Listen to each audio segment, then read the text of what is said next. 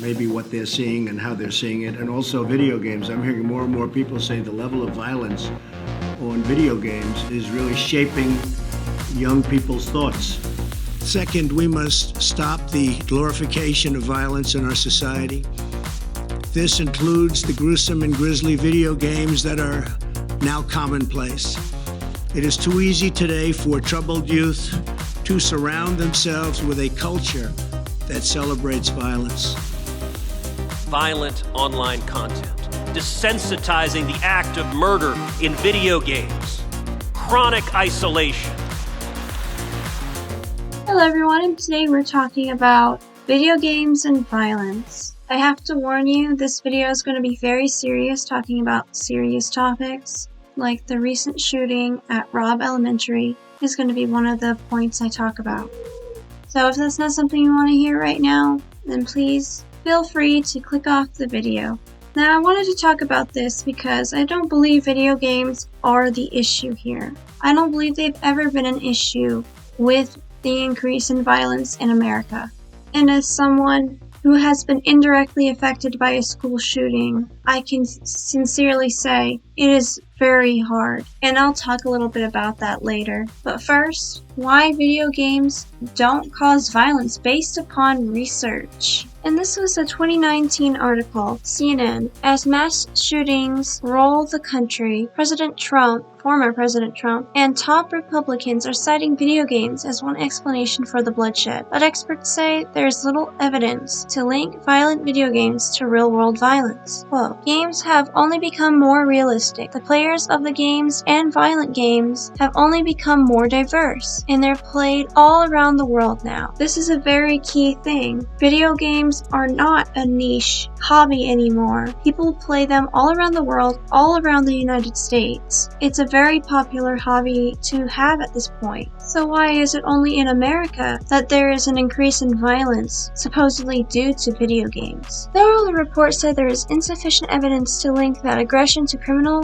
violence or delinquency, its findings seem to support a long-standing sense and fear that new technologies and on-screen gore could translate into violence on the streets. But that conclusion, experts argue, isn't backed by modern research. The American Psychological Association's Governing Council of Representatives seated a task force to review its August 2015 resolution in light of many occasions in which members of the media or policymakers have cited that resolution as evidence that violent video games are the cause of violent behavior, including mass shootings. Violence is a complex social problem that likely stems from many factors that warrant attention from researchers, policymakers, and the public, said APA president. Attributing violence to video games is not scientifically sound and draws attention away from other factors such as history of violence, which we know from the research is a major predictor of future violence. And let it be known that the American Psychological Association has been researching the link between violence and video games for at least 20 years. So that's a very long time for them to still say there is no scientific grounds for it. And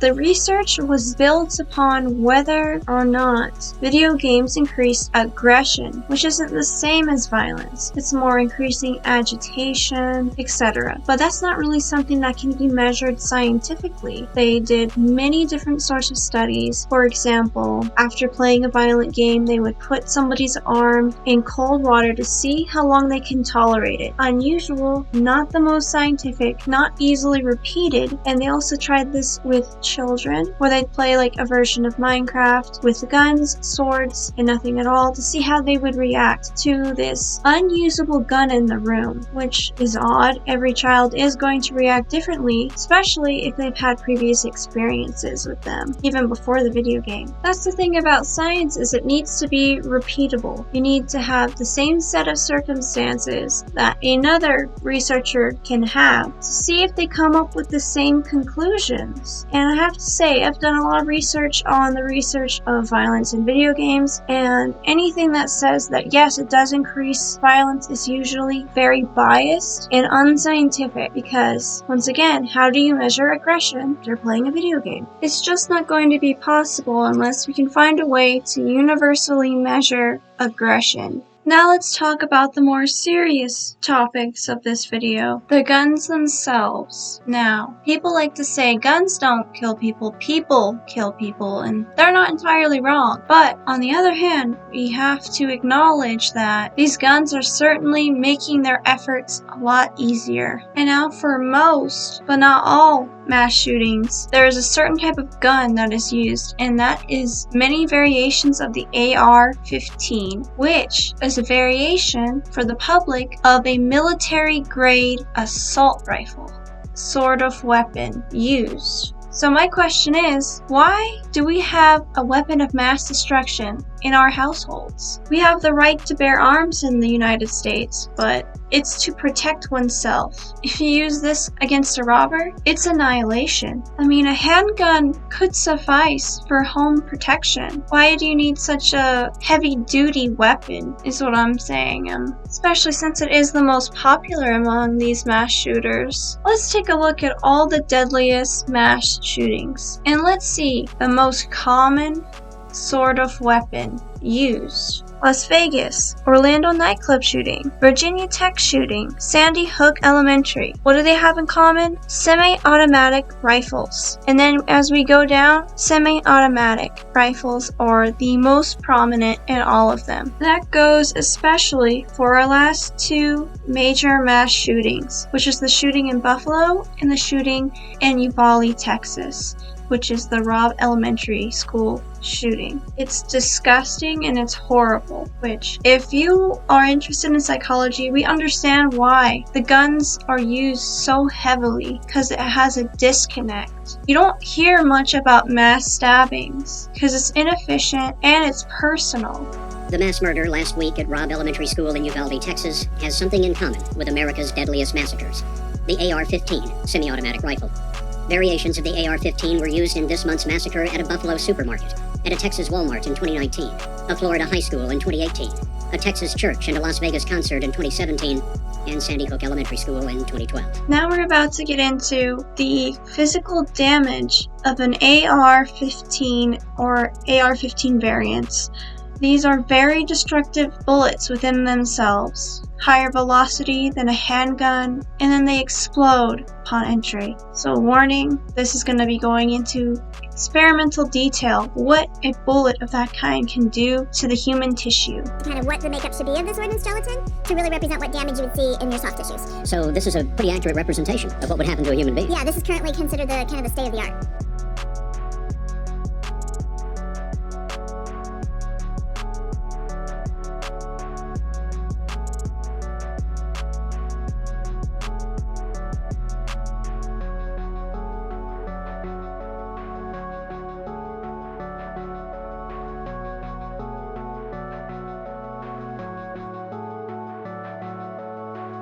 Now that was absolutely devastating. The kind of damage that does to the human body is unimaginable. It destroys the human tissue and it completely fractures bones. And then you think that man went into that school and used that type of bullet on those children and teachers. And the harsh reality is, this is why they had to get DNA samples from the parents of the children before they can be identified. A normal bullet could take your life, but this bullet will make you unrecognizable. It is terrifying that this can be in the hands of any old lunatic or just average Joe that may have an impulse problem.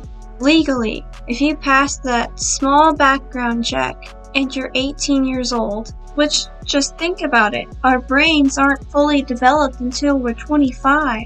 Irrational things are bound to happen when given so much power. Who is unresponsible? Just like in the school shooting I lived through. It wasn't at my school, but it was in the neighboring school. We went into a lockdown. We were all afraid because we didn't know what was going on. We just knew we were in a lockdown. Then we heard it was the neighboring school. Then we got worried for the people there. False information was flying around saying whoever shot that school was coming to us, or maybe my sibling's school, because he was a little younger than me. So we all sat in fear for hours, trapped in our first hour. not knowing what was going on really, and if we were next, pretty much. So that was scary in and of itself. I can't imagine the fear being in that school, hearing the rounds go off, and 2 lives were taken that day, a junior and a senior. They were so close to graduating. They had extremely bright futures ahead of them, being both athletes. And because of this tragedy, and many others, I hoped that the security in schools would improve. The man who shot those 2 kids was 21 years old, and he walked in like nothing. They thought he was a student. He had a backpack, but that had the rounds in it. He headed into the bathroom, and that is where the boy met him, in the bathroom, and that is where his life was taken. After this, people heard the shots. People started to lock up and understand that their lives were in danger. But there was a girl in the hallway, and she had nowhere to go because he came out of the bathroom and she was right there. And that is where he took her life as well. Then he went on to a classroom, but it was already barricaded. They heard the shots. They barricaded everything. There wasn't a lock. So they used furniture to block the door. He fired rounds and rounds, but he couldn't get in. Then he decided he would take his own life. So 3 lives were lost that day. And I know their names. I'm just choosing not to share, but I know their names. I went to the funeral/memorial services, and I seen the videos people posted of the gunfire and screaming and them just being terrified. It must have been so scary to experience that. Just the videos themselves is so triggering. But there's the backstory to why I feel so strongly about this topic. I've seen the devastation firsthand, and I would like to use my platform and my voice to say something.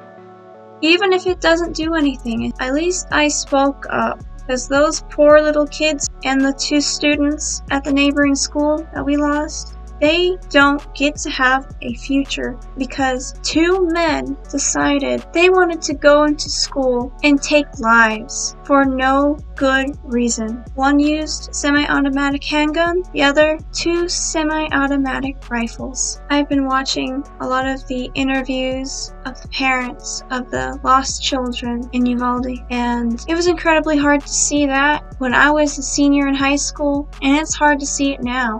And even going further back, the first time I've ever really heard of that happening was Sandy Hook. Even though it's happened before, it was just not on my little kid radar. And it shouldn't have been, because it shouldn't have happened. All these things shouldn't be an issue children have to fear.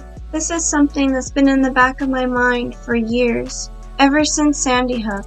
It's that small fear that this might happen. There's a reason we have lockdown drills. They tell us to go to a specific corner of the room in case of an active shooter. Now, let me circle back to video games. People are using video games as a scapegoat, as to not look at the real issues here, which is the guns themselves, the type of guns, and the many issues of mental health. Our mental health as a society has declined since COVID-19, and you can see it from the rise in violence just in general since 2020. They're saying video games are desensitizing us to committing acts of violence, but the truth is, we see it everywhere. It's become commonplace. We don't have to simulate these things to see it every day. And that's the unfortunate reality of it. And a lot of politicians and people in power really protect